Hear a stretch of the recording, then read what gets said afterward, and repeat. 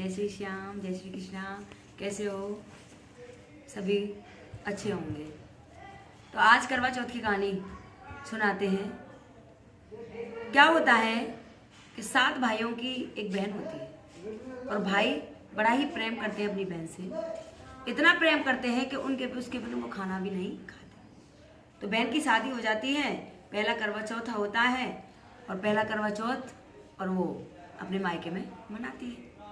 मायके में करवा चौथ मनाती है तो क्या होता है कि उस दिन करवा चौथ होता है तो सारे भाई, वो बहन भी व्रत रहती है, भाभी तो व्रत रहती है ही, तो सारे भाई शाम को आते हैं तो माताएं 7 थाली लगा देती है, 8वीं नहीं लगाती। तो उसके भाई कहते हैं कि माँ, आज हमारी बहन की थाली क्यों नहीं लगाई आपने? क्या बात है? कि बेटे, मैंने थाली इसलिए नहीं लगाई कि आज तेरी बहन ने करवा चौथ का व्रत रखा है और वो व्रत अपनी पति की लंबी उम्र के लिए रखा जाता है, तो आज वो खाना नहीं खाएगी ना वो पानी पिएगी। तो भाई आपस में सोचने लगे और कहने लगे कि हमारी बहन अगर खाना नहीं खाएगी तो वो तो भूखी मर जाएगी, तो ये तो गलत बात है। तो वो भाई भी कहने लगे अभी हम भी खाना नहीं खाएंगे। माँ, हमें ये बता दे हमारी बहन कब खाना खाएगी? कि तेरी बहन तो तब खाना खाएगी जब चांद निकल आएगा, चांद को अर्घ दे देगी तब खाएगी।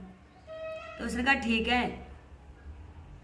थोड़ा समय व्यतीत हुआ, थोड़ी शाम सी हुई तो सारे भाइयों ने सलाह बनाई कि देखो ऐसा करना कि एक तो बट के पेड़ के ऊपर चढ़ जाना, एक नीचे से अग्नि जला देना और जो बड़ के पेड़ पर ऊपर चढ़ा हुआ है बट के पेड़ पे वो छलनी दिखा देना। एक जाके दौड़ के कह देना भाई बहन चांद निकल आया और रख दे। और उन्होंने ऐसा ही किया। थोड़ी शाम सी हुई और शाम एक भाई छलनी लेकर ऊपर चढ़ गया बट के पेड़ पे, नीचे एक ने आग जला दी और एक आया दौड़ दौड़ के, चल बहन, और चांद निकल आया और अर्घ दे लो। तो वो अपनी भाइयों भाभियों से बोली चलो भाभी आप भी अर्घ दे लो। तो जब वो कहने लगी तो भाभी थी वो बोली कि ननद जी अभी आप ही का चांद निकला है, आप ही अर्घ दे लो, हम तो बाद में दे देंगे। उसने कहा ठीक है। गई जल का लोटा दे आई और माँ ने थाली लगा दी और सारे खाना खाना शुरू होते हैं। पहला नेवाला खाती है, खाती उसको छींक होती है, खाती है। दूसरा नेवाला खाती, मुंह में देती, उसको डाल देती है। दूसरा नेवाला लेती है, इसमें बाल निकलता है। और तीसरा नेवाला यूँ उठाती है तो बर पक्ष से खबर आ जाती है कि तेरा पति बहुत बीमार है और अभी अभी चलो इनको अभी भेजना है। तो अभी भेजना तो माँ बोली कि बेटी जब तबीयत खराब है दामाद की तो चली जा, तेरे को लेना आया है। तो माँ बोली, माँ साड़ी निकालती है उसके लिए, साड़ी निकालती है। पहली बार साड़ी निकालती है तब भी वाइट साड़ी हाथ में आती है, सफ़ेद। दूसरी बार निकालती है तब भी सफ़ेद आती है। और माँ की छाती धक से हो जाती है कि जब जब मैं अपनी संदूक खोलती हूँ और उसमें साड़ी निकालती हूँ ये सफ़ेद साड़ी क्यों हाथ में आती है। तो फिर भी माँ करी छाती करके और बेटी को साड़ी दे देती है और पल्लू में उसके और एक सिक्का बांध देती है कि बेटी रास्ते में सभी को रामा कृष्णा करते हुए जाना, सभी के पैर छू के जाना और जो भी तेरे को सुहाग का आशीर्वाद दे दे वही उसी को ये सिक्का दे देना। अब सारी रास्ता चले गए, सबको रामा कृष्णा करते हुए गए, लेकिन किसी ने उसको सुहाग का आशीर्वाद नहीं दिया। अब किसी ने उसको सुहाग का आशीर्वाद नहीं दिया तो गेट पर जो वहाँ उसका आदमी था वो तो काल प्राप्त हो गया था। गेट पर उसकी ननद खड़ी थी, ननद खड़ी थी, उसके पैर छुए, पैर छूते उसने कहा 100 बच्चों की माँ बनी।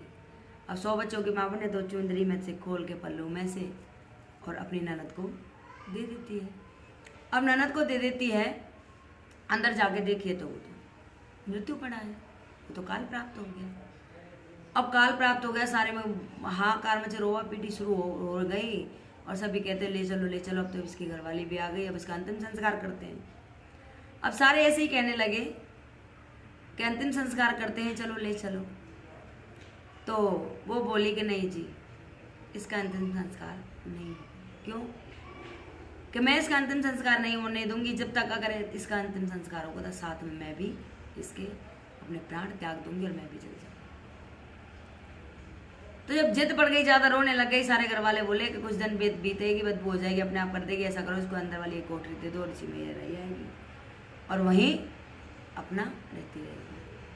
साहूकार ने उसको अंदर को कोठरी दे दी और उसी में वहीं रहे वो। दासी को भेजें, कुछ खाने को टुकड़ा दिया, मैं अपने पति की सेवा करे, रोज व्रत चरित करे, नहाए धोए, उनको नहलाए और वो अपने सही करे। तो कुछ दिन व्यतीत होते हैं तो क्या होता है कि एक संकट चौथ भी आती है 6 महीने बाद। तो सारी ये संकट चौथ आती है, व्रत करती है, फिर वही करवा चौथ आती है। करवा चौथ आती है तो सभी देखती हैं, कोई सिर धो रही है, नहा रही है, श्रृंगार कर रही है सब। तो वहाँ और सभी को देखते थे, उसका भी मन उल्लास होता है कि मैं भी करवा चौथ का व्रत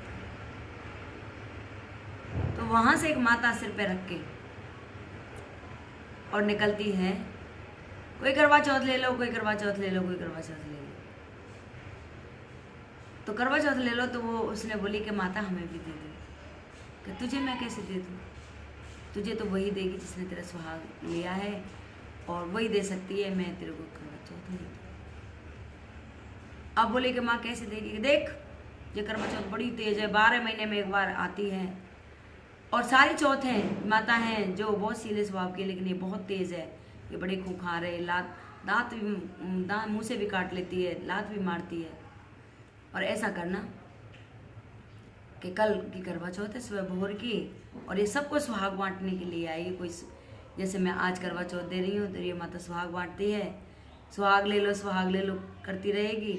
और ऐसा करना, एक काला कम्बल ओढ़ के और रास्ते में बैठ जाना, और अपने आगे गोखरू बिछा देना और सुई लेके हाथ में बैठ जाना। जब ये करवा ये आएगी सुहाग बांटती हुई तो जोर जोर से खिलाती है, सुहाग ले लो, सुहाग ले लो। ऊपर नीचे की तरफ नहीं देखती, ऊपर की तरफ देखती है, इसके गोखरू तो इसके पैर पकड़ लेना और तब तक पैर नहीं छोड़ना, तब तक ये सुहाग तुझे वापस ना दे।